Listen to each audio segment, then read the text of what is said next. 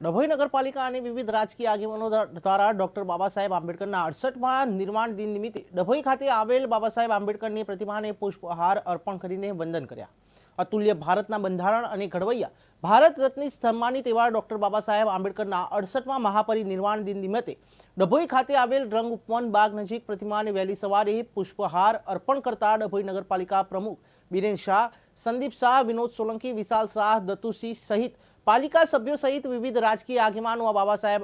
અમર રહોના નારા લગાવી શ્રદ્ધાસુમન અર્પણ કર્યા હતા. ભારત દેશના બંધારણના ઘડવૈયા ડૉક્ટર ભીમરાવ બાબા સાહેબ આંબેડકર બાબા સાહેબની આજે 68મી પુણ્યતિથિ નિમિત્તે ડભોઈ નગરના સંગઠન અને ચૂંટાયેલા તમામ પ્રતિનિધિઓ અત્રે ઉપસ્થિત રહ્યા છે. તેમને શ્રદ્ધાસુમન આપવા માટે આ દેશને વૈશ્વિક ફલક ઉપર મૂકવા માટે જે બંધારણે આપણને બહુ સિંહ ફાળો આપ્યો છે તેના ઘડવૈયા બાબા સાહેબના ચરણોમાં આજે હું શ્રદ્ધાપૂર્વક નમન વંદન કરું છું અને મારી સાચી શ્રદ્ધાંજલિ અર્પણ કરું છું.